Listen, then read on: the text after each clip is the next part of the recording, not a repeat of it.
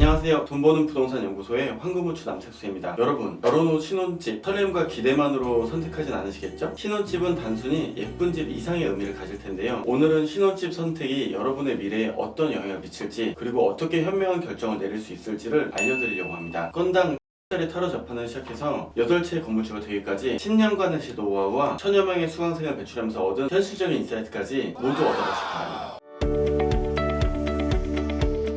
대부분의 신혼부부들이 이렇게 말합니다. 신혼인데 이왕이면 신축으로 시작하고 싶어요. 새 출발인데 좋은 집에서 시작해야죠. 맞는데 문제는 다음에 발생합니다. 전세로 가시려고 그러시죠? 하지만 이런 선택이 미래의 발목을 잡을 수 있다는 사실 알고 계셨나요? 특히 신혼 때 무리하게 신축 아파트 전세를 선택하거나 고급 가전 가구 구비하는 경향이 있습니다. 저는 가전이야 한 번 사면 오래 쓸 거니까 맞다고 생각합니다만 그 전세가 문제입니다. 왜 이런 결정이 문제일까요? 첫째, 초반에 자산을 사는 것이 습관이 안 돼 있잖아요. 그러면 계속 이렇게 남의 집에 사는 게 느낌이 없어집니다. 거기다가 차도 뽑아야죠. 두 번째, 지금은 전세가 점점 귀해지는 구간에 진입을 했습니다. 25, 26년 점점 전세가 귀해질 거예요. 아마 지금이 21년과 22년에 그 전세난과 상태가 반복이 될 겁니다. 셋째, 애가 없을 때 돈을 더 빨리 벌어놔야 되고요. 애가 없을 때 지출을 많이 줄여놔야 됩니다. 아무래도 애를 낳고 나면 투자는 매우 어려워지니까요. 이제 저금리가 시작되고 있습니다. 그 얘기는 전세자금 대출 이자가 줄어든다고 좋아하실 거예요. 매매 이자도 줄어듭니다. 즉, 집값 상승이 될 가능성이 매우 높아졌습니다. 예를 들어 신축 아파트에 전세 들어가는 비용은 보통 낡은 빌라의 월세보다 3-4배 이상 많습니다. 이 차익을 저축하거나 투자에 활용한다면 얼마나 더 빨리 자산을 늘릴 수 있을까요? 제 수강생 중에 신혼부부가 있었는데요. 결혼하고 신축 아파트에 전세로 입주하면 고급 가구와 가전으로 풀세팅했다고 해요. 그런데 4년 뒤에 집주인이 전세금 인상 요구를 하는데 금액이 너무 높아진 거예요. 결국 이사해야죠. 맞습니다. 결과적으로는 4년을 버틴다는 표현이 맞게 또다시 오른 전세비만큼 오르고 나면 남의 집에 돈 넣다 끝나요. 첫 집을 그래도 사놓고 전세나 월세를 가세요. 지금은 그렇게 하시는 게 부동산의 대세 상승 흐름에 맞습니다. 결국 신혼 초반에 신축에 잠시 있느라고 소비했던 비용이 이 부부가 남보다는 잠깐 멋져 보였지만 결과적으로는 남보다 못한 재정 상태가 된 거죠. 제가 부동산 투자를 꽤 해보면서 느낀 점은 부동산은 남과 비교하는, 남보다 뭘 가지고 있는가에 대한 결론입니다. 남만큼은 기본적으로 해야 되는 게 기본이라는 거죠. 이게 부동산이 다른 투자와 다른 점입니다. 그래서 몇 년 지나다 보면 내 집이 몇 개냐, 총액이 얼마냐로 훅훅 벌어집니다. 거기에 전세 있는 동안 끝나고 돈 돌려받으니 별 문제 없다고 느끼시겠죠. 맞긴 한데 실제로는 2년 후에 이조정 지역에 아파트 갭투한 분들은 2년을 참고 남의 집에 사는 동안 갭으로 사고 오른 수익만큼이 모두 비과세가 됩니다. 그럼 나는 전세금 돌려받고 끝인데 5천이던 1억이던 오른 친구의 집은 비과세로 그 양도 차익을 고스란히 수익으로 자기 돈이 됩니다. 이것이 4년만 진행이 돼도 두 친구의 자산은 완전 벌어집니다. 그렇다면 신혼집은 어떻게 선택해야 될까요? 제가 두 가지 중요한 원칙을 말씀드릴게요. 첫 번째, 작고 실속이 있는 집에서 일단 시작을 하십시오. 일단 작은 집이라도 매수를 갭이라도 하고 그 다음에 라이프로 선택을 하십시오. 두 번째, 지금이 아니라 미래를 위한 집 선택하기. 미래를 위한 집이 뭐겠어요? 갭 투자나 분양권을 사놓고 시간을 기다리는 거죠. 세 번째, 엄밀히 아이를 낳는다면 8살까지는 무조건 긴축 재정하십시오. 여러분, 작고 저렴한 집에서 시작해서 초기 비용을 크게 줄여보시는 건 어떨까요? 이렇게 절약한 돈으로 저축을 하거나 일단 갭 투자로도 매입을 하시면 자산을 더 빨리 늘릴 수 있거든요. 예비 신혼부부에게 제가 한 가지 더 제안을 드리자면 신혼 가전 모두 새로 구입하지 마시고요. 몇 개는 중고로 사세요. 제가 좀 부끄러운 말이지만 웬만하면 옷을 제외하고는 그냥 강남 서초에서 당근 거래합니다. 중고 물품도 괜찮고요. 개수도 많이 나오다 보니 다들 새 거 산 줄 알게 잘 쓰고 있고요. 알림 설정해주시면 득템률이 정말 좋아집니다.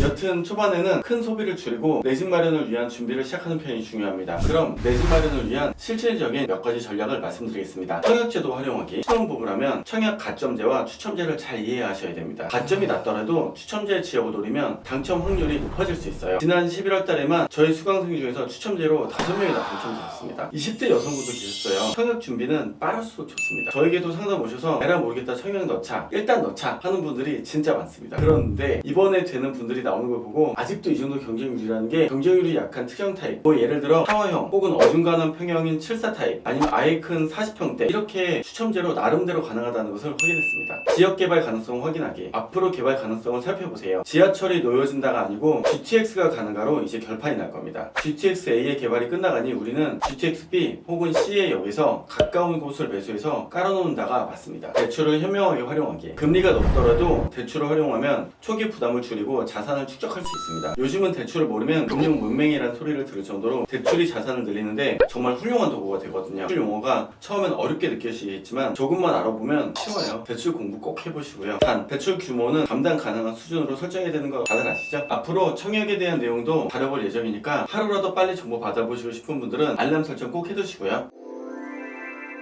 신혼집의 의미를 부여하자면 너무 많지만 현실적으로는 단지 몇 년 동안 머무는 공간일 뿐입니다. 저는 그냥 중고차 같아요. 어차피 우리가 쓰고 또 다음 사람이 쓸 거잖아요. 평생 집이라는 개념이 없는 시대입니다. 그러니 좋은 거 사기 전에 잠깐 쓰고 만다는 다이소 물건 같은 느낌으로 일단은 내 것으로 쓰자 주안점을 두세요. 몇 년 전이라면야 전월세 가시라고 했을 텐데 지금은 작은 거라도 일단 들고 가셔야 됩니다. 자기 집으로 2026년까지 최대한 매수해보세요. 이제 서서히 부동산 장애 방향이 나름 상승으로 가닥이 잡혀가고 확정되어 가고 있습니다. 작고 실속있는 신혼집에서 절약하면서 저축한 부부와 신축 아파트에서 무리하게 소비한 부부는 5년 후에 자산 차이가 극명하게 나타납니다. 여러분들의 선택은 어떤 쪽일까요? 저 역시 월세 오피스텔로 시작해서 월세 받는 건물주가 되기까지 정말 많은 우여곡절이 있죠. 절약만이 최선의 선택이라고 하는데요. 그건 아니라고 생각해요. 절약보다는 전략이 중요한 시대라고 생각합니다. 당장 조금 부족하지만 버티면서 3년, 5년만 딱 견디시면 훨씬 값진 미래를 만들 수 있습니다. 그 증거가 바로 현재의 제 모습이라고 생각합니다. 자랑하고자 하는 것이 아니라 정말 요즘 젊은 부부들 보면 안타깝습니다. 하루아침에 10배, 20배, 일 안 해도 될 정도의 부자가 되긴 힘들지만 지금 가지는 것이 없어도 조금의 여유를 만들어내고 그 여유 자금으로 전략적인 재테크에만 잘 기획하고 이용해서 부동산 투자에 접목한다면 하루아침에 우리 집이 바뀌는 건 충분히 가능합니다. 제가 제일 후회하는 게 대출 안 하고 천천히 돈 모아서 집 사겠다는 헛똑똑이의 마음을 가졌어요. 이게 정말 막상 부동산판에 들어오니까 진짜 헛똑똑이더라고요. 다들 그렇게라도 어떻게든 사고 그 다음 계획을 했던 거였어요. 나라에서 만들어준 다양한 정책들, 은행에서 제공하는 다양한 대출 상품들 몰라서 못 써먹지 알면 진짜 쉬우니까 꼭 관심 가져보시길 바라고요. 결혼은 인생의 정착지가 아니고요. 재정과 안정의 시작입니다. 신혼집도 마찬가지로 겉으로 멋지게 보이기보다는 우리 부부의 미래를 설계할 수 있는 발판이 되어야 되죠. 돈 버는 부동산 연구소 채널에서는 단지 부동산 투자가 아니라 일반인도 쉽고 재미있게 전략적으로 투자하는 방법들과 정보들을 나눠드릴 예정입니다. 다음 영상에서 만나요.